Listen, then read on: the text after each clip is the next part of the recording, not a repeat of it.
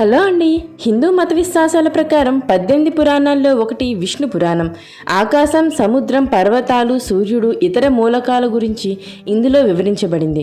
అంతేకాదు దేవతలు ఎలా ఉనికిలోకి వచ్చారో కూడా ఈ పురాణంలో చెప్పడం జరిగింది. ప్రకృతి చక్రం, దేవతల ఆవిర్భావం, మన్వంతరం, కల్పం గురించి కూడా వివరించబడింది. ప్రకృతిలో ఎలాంటి మార్పులు రాబోతున్నాయనే విషయాలు విష్ణు పురాణంలో యుగం గడిచే కొద్దీ చెప్పబడింది. వీటితో పాటు ఆదాయానికి సంబంధించిన అంచనాలు 100% నిజమయ్యాయట. ఈ సందర్భంగా విష్ణు పురాణంలో కలియుగానికి సంబంధించిన సంపద గురించి ఏ విషయాలు ఉన్నాయనే ఆసక్తికరమైన విషయాలను ఇప్పుడు తెలుసుకుందాం. విష్ణు పురాణం ప్రకారం ప్రజలు విరాళాలు ఇవ్వడానికి బదులు ఇళ్ల నిర్మాణంపై ఎక్కువ దృష్టి పెడతారు. వారు భూమి కొనుగోలు కోసం ఎక్కువ డబ్బు ఖర్చు చేస్తారు.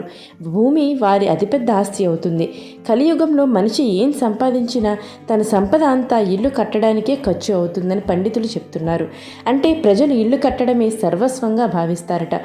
కలియుగంలో డబ్బు అతిపెద్ద శక్తిగా పరిగణించబడుతుంది.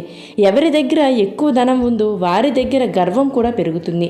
ప్రజలు ధనవంతులు అత్యంత శక్తివంతులుగా పరిగణిస్తారు. ప్రజలు డబ్బు మత్తులో పడి తమను తాము ఉన్నతంగా భావిస్తారు. పేద ప్రజలు అణిచివేయబడతారు. సమాజంలో వారిని ఎవరూ గౌరవించరు. విష్ణు పురాణం ప్రకారం భవిష్యత్తులో ధనవంతులు దేవుళ్ళలా పూజింపబడతారు.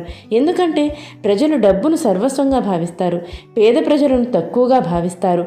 ధనవంతులు తమ చెడు అలవాట్లను కూడా వారి అభిరుచులుగా భావించే విధంగా దేవుళ్ళు అవుతారు. ధనవంతుల నేరాలు సైతం ప్రజలు సమర్థిస్తూ ఉంటారు. మానవుల అతిపెద్ద లక్ష్యం ప్రజలు డబ్బు సంపాదన గురించి మాత్రమే ఆలోచిస్తారు. సమాజంలో ప్రతిదీ డబ్బు నిర్ణయిస్తుంది. విద్య ప్రాధాన్యత కూడా మారుతుంది. విద్య యొక్క ఉద్దేశ్యం మంచి విలువలను అందించడమే కాదు, బదులుగా విద్య యొక్క ఉద్దేశ్యం డబ్బు సంపాదించడం మాత్రమే. కలియుగంలో మనిషి లక్ష్యం డబ్బు మాత్రమే అని పండితులు చెబుతున్నారు.